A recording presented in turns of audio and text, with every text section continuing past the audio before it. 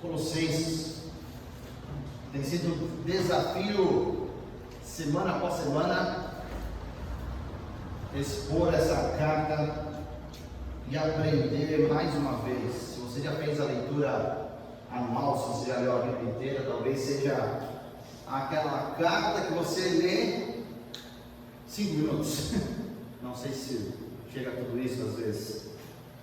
Mas quando nós nos deparamos com cada detalhe, como o detalhe que nós vamos ver hoje,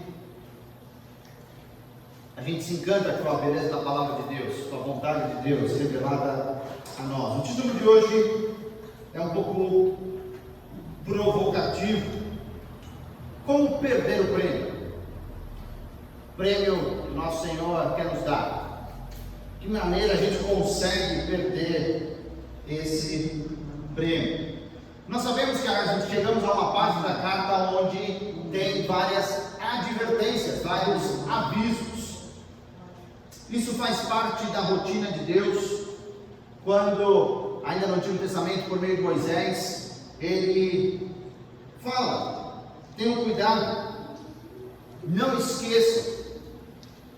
E também o próprio Senhor Jesus Cristo fala: cuidado, várias vezes prevenindo ou tentando vacinar ali os seus seguidores, os seus discípulos, com problemas no futuro.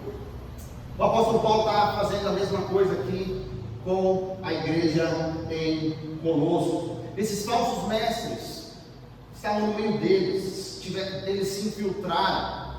E aqui Paulo está colocando um sinal de advertência muito grande, muito alto, falando sobre alguns quesitos. Nós já vimos semana retrasada falando sobre a questão de julgar. Hoje o tema seria: ninguém se impeça de alcançar o prêmio.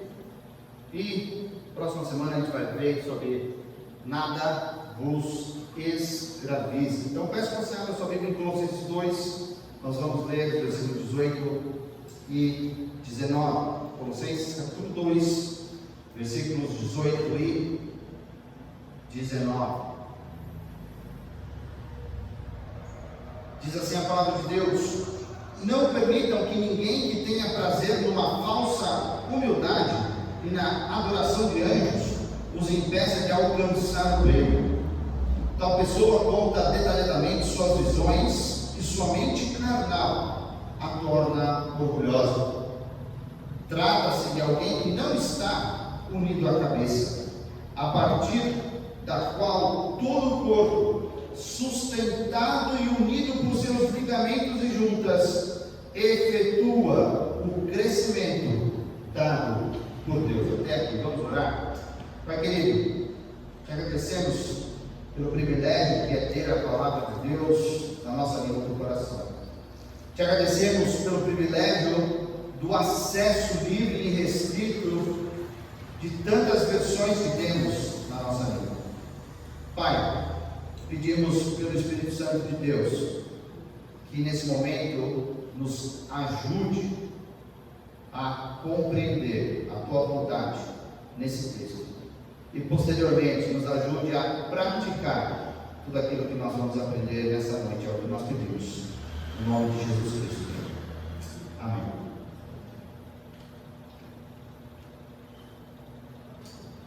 O início do versículo 18, ele traz uma expressão pouco comum, acontece somente essa vez na palavra de Deus, sobre perder o prêmio, ou na verdade, alguém que vai impedir o outro de alcançar aquilo que se está lutando, que se está competindo. É uma expressão do meio esportivo, que naquela região eles conheciam bem por causa dos jogos, que para nós hoje são Jogos Olímpicos, mas naquela época eram os Jogos Gregos, onde de fato se exaltava a humanidade, a potência do ser humano, mas todos sabiam que tinham regras, e se as regras não fossem cumpridas, eles seriam desclassificados. eles não estariam ali dispostos ou disponíveis a alcançar o prêmio. A gente já pensa numa medalha de ouro, né? Naquele tempo era uma coroa de ouro, não uma medalha de ouro. Bem diferente. Mas o reconhecimento, a fama que corria com aquela pessoa que foi o campeão, era algo muito maior para eles. Quando um competidor era desqualificado porque não obedeceu às regras, ele não era desterrado, ele não perdia a sua cidadania grega, mas ele perdia a chance de ganhar o prêmio. Logo de cara nós temos que afirmar que o cristão que não obedece àquilo que Deus manda, de maneira nenhuma ele não perde a salvação, mas ele perde a aprovação do Senhor, e ele perde todas aquelas ricas recompensas que ele tem preparado para todos os cristãos. Nós não vamos perder o principal, assim como os atletas não perdiam a sua condição de cidadão,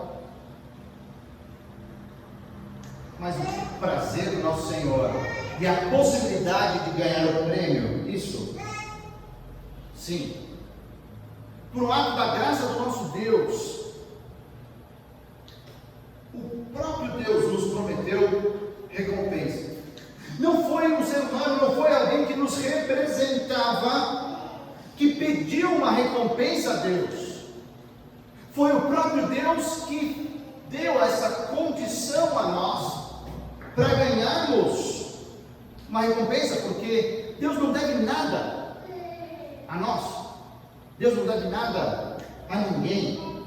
Toda a nossa gratidão, todo o nosso amor vem de um coração que foi alvo da graça e misericórdia de Deus, e por isso que o nosso coração é alegre, porque Ele nos transportou do reino das trevas para o reino do seu Filho amado, como nós vimos no capítulo 1. Esse transporte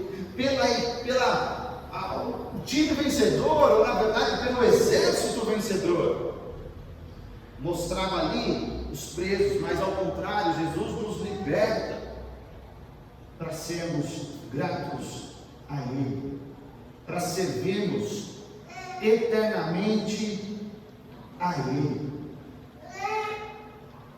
Por isso que nessa sociedade chamada igreja, no corpo de Cristo, a maioria dos servos, a maioria de nós, a maioria dos cristãos, obedecem a Deus por amor, obedecem a Deus por devoção, por fé, por crer naquele que os salvou, não pensando na recompensa.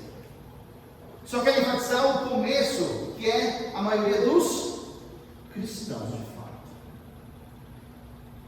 Porque se você está pensando na recompensa, você está pensando em troca. Você está pensando em juntar pontos para ganhar algo. E aí não é pela graça, por obras, e aí não é salvação, e aí você não é cristão. Não é disso que eu estou falando de cliente. E da mesma maneira que existia lá a possibilidade dos atletas serem desclassificados, eu e você temos total possibilidade de sermos sim filhos de Deus, mas viver uma vida sem recompensas, sem glórias dadas por Deus. O apóstolo Paulo tem aqui claramente uma parcela ou um dos temperos nessa panela chamada heresia de Colosso, e é o misticismo oriental. O misticismo oriental traz a ideia de que eu tenho a possibilidade de ter uma experiência espiritual totalmente totalmente à parte, totalmente outra, diferente do que a palavra de Deus diz, e totalmente diferente do Espírito de Deus. Basicamente, para essas pessoas não importava o acesso à divindade, para eles não tinha regras, era de qualquer jeito. Os falsos mestres ali em Colossos falavam que tinham visões e contavam, falavam que tinham contatos com anjos, conversavam, conviviam com anjos. Porém, ao introduzir essa heresia, eles estavam abrindo as portas para áreas que eles desconheciam, para atividades demoníacas. E uma coisa que o nosso inimigo sabe muito bem, gente, é falsificar experiências. Nossa, parece que é muito parecido, mas não é. Não é, gente.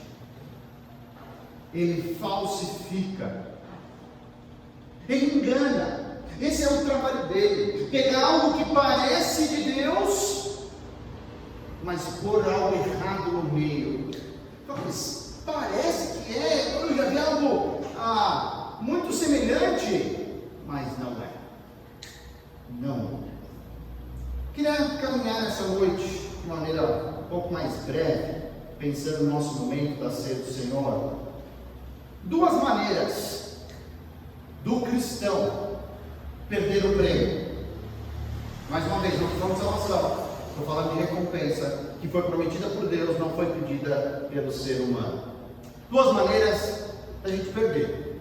Então, se você quiser anotar como perder, está aí duas maneiras. A primeira delas, no versículo 18, é sendo orgulhoso. Quando nós vamos para o texto e nós vemos aí no final que essas pessoas tinham a sua mente carnal e isso as tornava orgulhosa, essa ideia, essa palavra traz a ideia de alguém que foi iniciado nos rituais de uma religião. Essa pessoa atingiu um nível espiritual que agora ela consegue ter acesso à divindade, ao Deus, ao que for.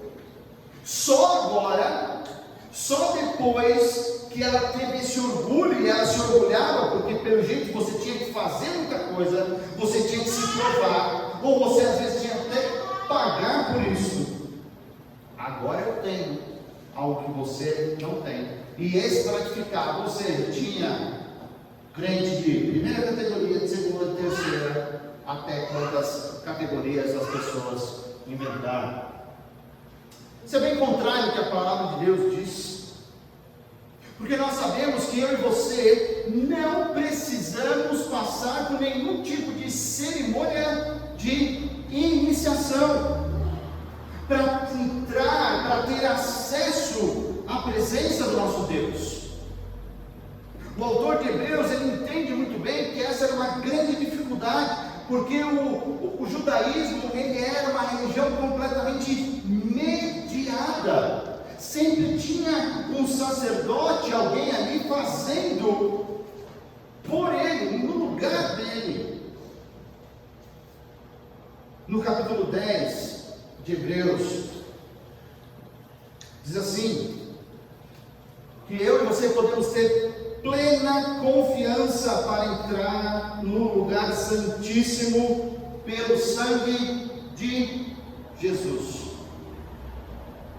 Por que então nos submeter a um rito de iniciação, sendo que o sangue que está sobre nós é o sangue do Cordeiro perfeito, o Cordeiro de Deus que tira o pecado do mundo?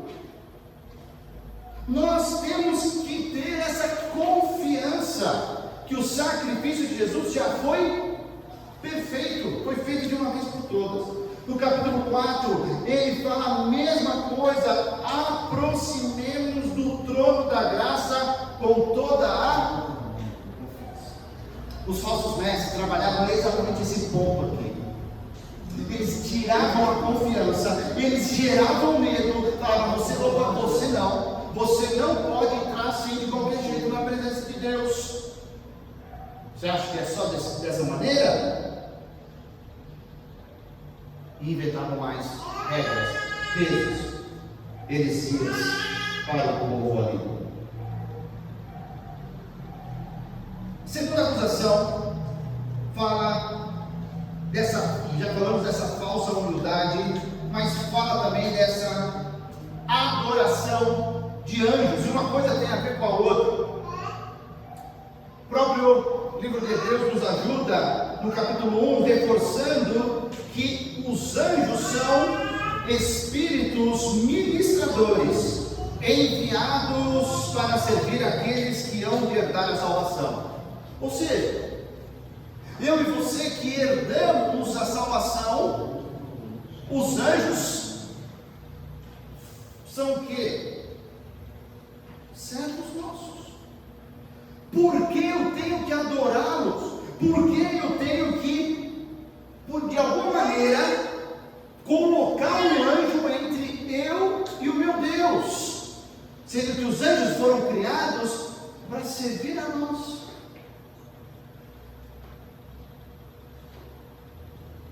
O resumo é que qualquer coisa que entra no meio do caminho, qualquer tipo de desculpa, como essa, eu não sou bom o suficiente, não, eu preciso de alguém para ir por mim, eu não posso diretamente a Deus, eu sou muito miserável, eu não sou bom o suficiente.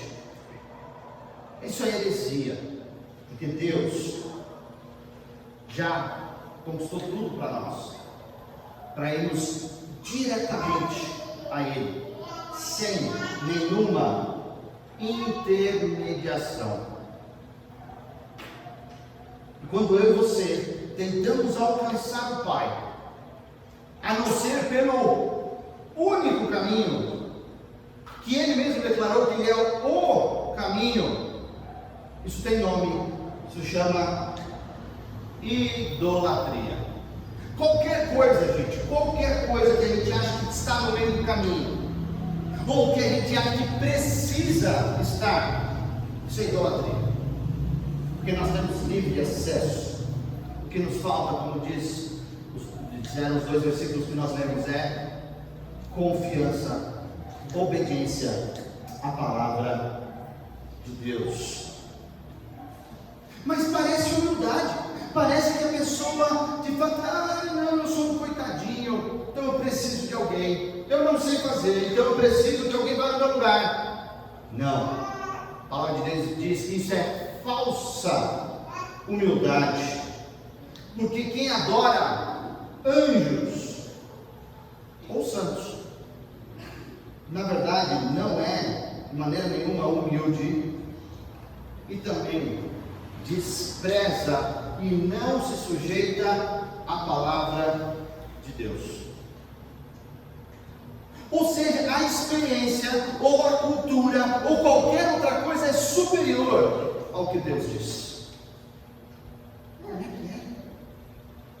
Estamos colocando coisas acima da palavra de Deus, muitas vezes sim, queridos. É esse chacoalhão que o apóstolo Paulo está dando ali à igreja. Vocês estão ouvindo essas pessoas, eles creem dessa maneira,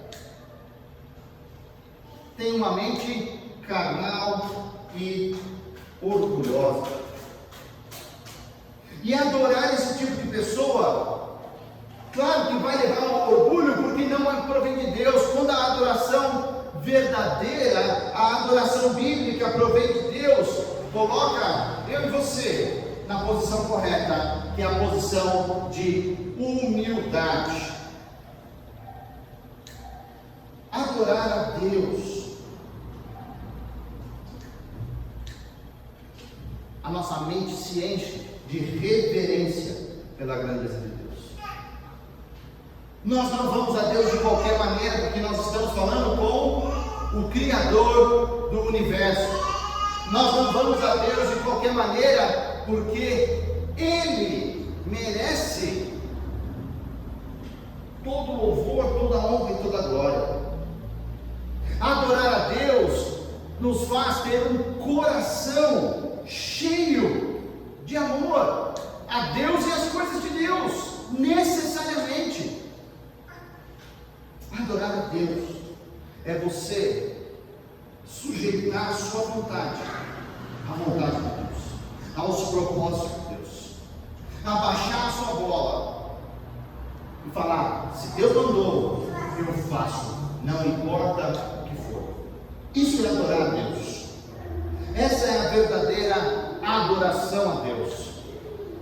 Só que os falsos mestres não falavam nada disso, só mostravam a parte do conhecimento, a parte de: não, eu quero ter esse conhecimento especial, eu quero ter esse conhecimento mais profundo. Mas o coração e a sua vontade: não, meu coração, fazer essas coisas para Deus, não, só quero conhecer, só quero encher a mente desse conhecimento, mas eu não quero deixar de ser transformado por isso. Mas quando nós temos a verdadeira experiência espiritual, isso nos conduz a uma submissão total e a servir a cada dia mais a Deus e o seu povo. Essa figura aqui nos traz o que é a ideia de adoração. Algumas culturas, quando vão cumprimentar, as pessoas se abaixam, e quem merece mais honra, a outra pessoa tem que se abaixar mais. No Japão tem essa cultura, você sabe. Você encontrar primeiro-ministro japonês, você tem que se abaixar bastante. E essa é a posição de prostração, de estar diante de Deus com a sua vida, ou seja, com a sua nuca descoberta, porque Ele é o Senhor. Isso aqui é a posição de humildade até o ponto de uma total prostração. Interessante que essa posição, e parece que a gente entende melhor, que o nosso cérebro marca melhor quando nós fazemos a parte física. Nós não temos mais aqueles lindos genuflexórios, na verdade, aqueles lugares para a gente ajoelhar na igreja, mas isso é um movimento físico que nos ajuda a entender que eu e você temos que adorar o Senhor com tudo que somos. Várias religiões do mundo têm isso, queridos. Religiões, uma tentativa de se ligar a Deus, a verdadeira relacionamento com Deus que eu e você temos. Nós não estamos nem aí. Qual foi a última vez que você se ajoelhou diante de Deus? Qual foi a última vez que você se prostrou diante de Deus? A gente fala, mas os muçulmanos, 5 vezes ao dia, eles se prostram diante de Deus. E às vezes na mesma oração, várias vezes. E eu e você, a gente nem sabe qual foi a última vez que nós adoramos, prostrados a Deus. Em hebraico são 2 palavras que dá essa ideia de adoração, de estar prostrado. Essa é a primeira figura. A segunda palavra é a palavra avodar, é uma palavra muito interessante. Ela remete a trabalhar. Ou seja, adorar é trabalhar. Ou seja, eu e você temos que adorar a Deus no nosso trabalho, trabalhando. E é fazendo qualquer coisa, viu, gente? É trocando uma fralda, é conduzindo um carro, é lavando uma louça. Tudo isso tem que ser motivo para adorar a cânticos. Não existe essa mística errada sobre clima de adoração. Isso não existe. Adorar a Deus é uma vida consagrada, é servir a Deus por meio da igreja. E aí nós chegamos no segundo ponto. Quer perder o galardão? Quer perder a recompensa? Em primeiro lugar, seja orgulhoso. Em segundo lugar, seja um desigrejado. Não pertença, não seja membro de nenhuma igreja. Essa religião proposta pelos falsos mestres, ela deixa a pessoa orgulhosa. Essa sua mente carnal o leva a substituir o método pelo alimento verdadeiro, o alimento espiritual que vem de Jesus Cristo, que é o cabeça do corpo, e o corpo é a igreja. Ele está unido. Você sabe que várias passagens do Novo Testamento retratam a igreja como corpo. Várias. Eu e você como membros do corpo. Por isso que é importante participar, fazer parte, ministrar na igreja, um ao outro,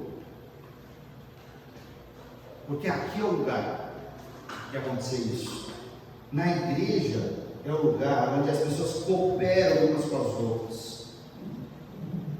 Tem muita gente querendo comer comida boa, mas não querendo preparar comida boa para os outros, alimentar outros. Isso é consumismo gospel. Eu me aproveito das igrejas, eu me aproveito das pregações, mas eu não tenho responsabilidade nenhuma. Isso é um desigrejado, alguém que não pertence, não é membro de uma igreja.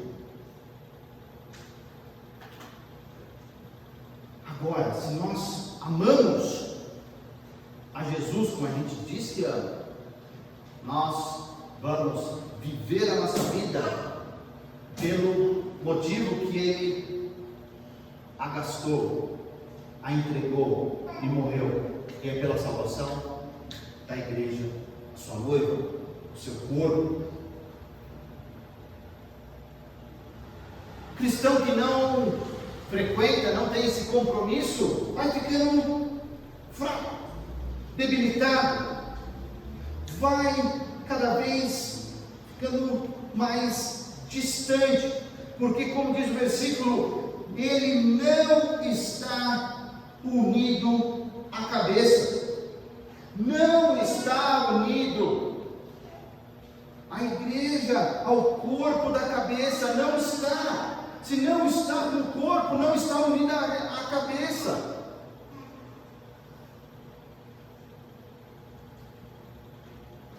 Como é difícil isso nos nossos dias. Porque em vez de ver que a igreja é o único projeto de Deus para essa época, as pessoas vão ter uma religião totalmente diferente, que em nenhum lugar do Novo Testamento nós vemos, acham que pode ser igreja sozinho. Isso é mentira.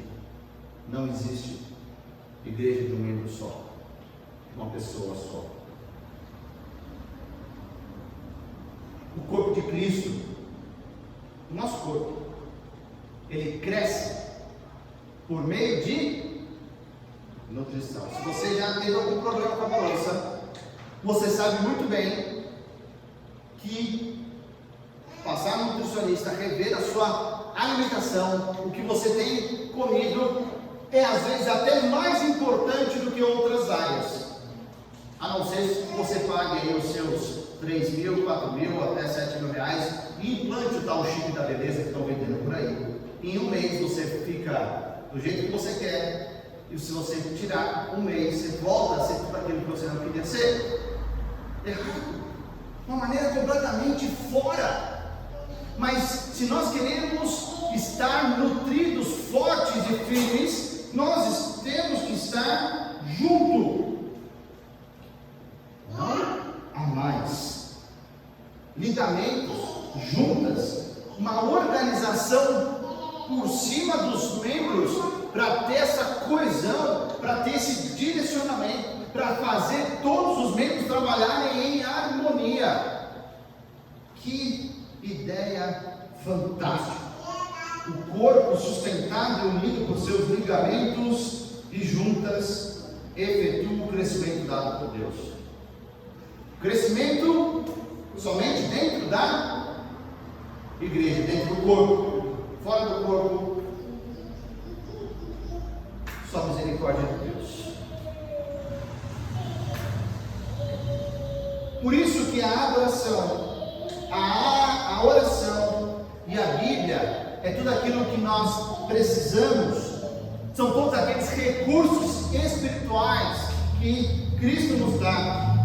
Por isso que eu e você precisamos fazer parte, ser membro de uma igreja local, para exercer os nossos dons. Aquele dom que Deus deu só para você, para abençoar a igreja local. Se você não colocar em ordem, se você não colocar em prática, vai ficar sem. Essa é a diferença.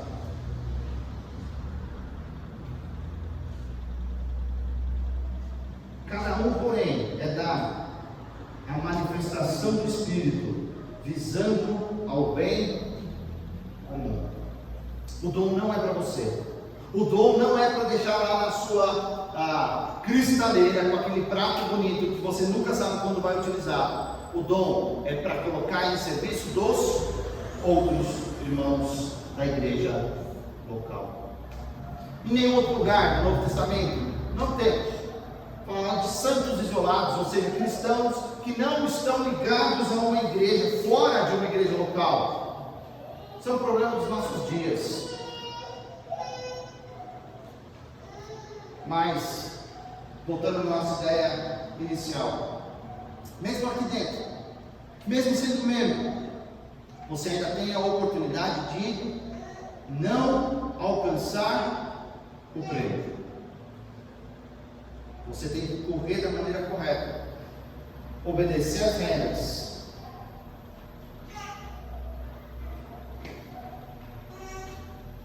Esse pessoal não permanecia em Cristo. Para eles, Cristo era só mais um, na verdade, não era o único. Eles não se sujeitavam ao Espírito e eles não obedeciam à palavra de Deus. Sabe qual é o problema? Eu e você, como ser humano, a gente gosta desse misticismo, desse negócio sem explicar. O que aconteceu? Não sei, foi tremendo. Olha, o que aconteceu ali? Fala para mim. Não, a gente gosta dessas coisas. E os falsos mestres sabiam disso. E eles trabalhavam nessa partezinha emocional do ser humano. Essa possibilidade de descobrir os mistérios de Deus, de ser iniciado, passar pelo ritual e enfim destravar os segredos profundos de Deus. Mas só quem passar pelo processo. Deus condena essa prática de uma maneira categórica. Se tem algo para que eu e você nos gloriemos, é em Cristo Jesus, como nós vimos no capítulo 1. É as experiências que Cristo nos deu e nada mais. Eu fiz, não tem nada disso.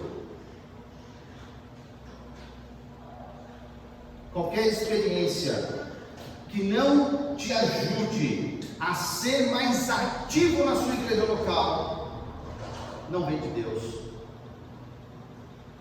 não vem de Jesus, não te liga a cabeça do corpo, que é o nosso Senhor Jesus Cristo.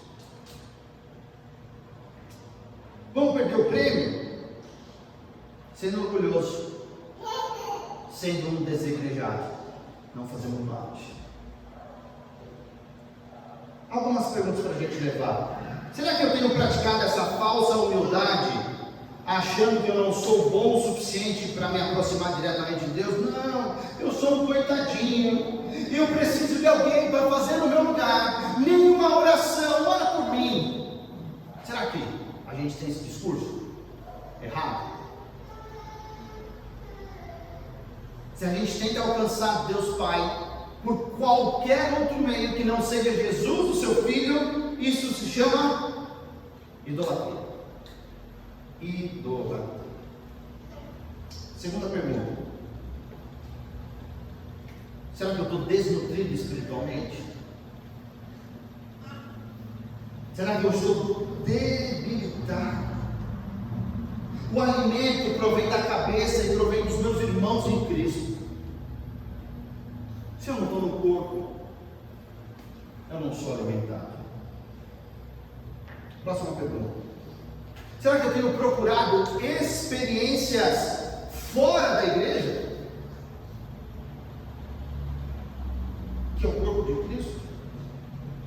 De Jesus Cristo é o cabeça? Será que qualquer outro lugar eu vou tentar? Ali não tem o que eu quero, então eu vou em um, eu vou no outro, mas eu sou membro daquele lugar, mas eu estou indo dando tiro para qualquer lugar. Mas aqui, mudar, arregaçar as mangas e fazer mudança? Não. Será que hoje, nessa noite, você viu que na verdade você está perdendo credibilidade? Está perdendo a aprovação de Deus, vai perder as recompensas que Deus nos promete, porque Ele quis.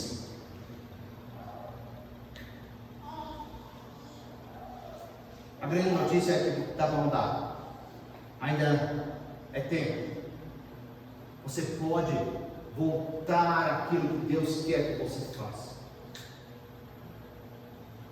Em humildade, se submeter a Ele, se adorar, se prostrar, trabalhar para Ele todo dia, viver para Ele, servir numa igreja local, se desgastar por Jesus. Aí, você vai ganhar o prêmio. Para alcançar o prêmio, devo ser humilde e servir a Deus por meio de uma igreja local. Vamos alcançar o prêmio. Vamos todos juntos não perder essa oportunidade de alcançar o prêmio que Deus prometeu, gente.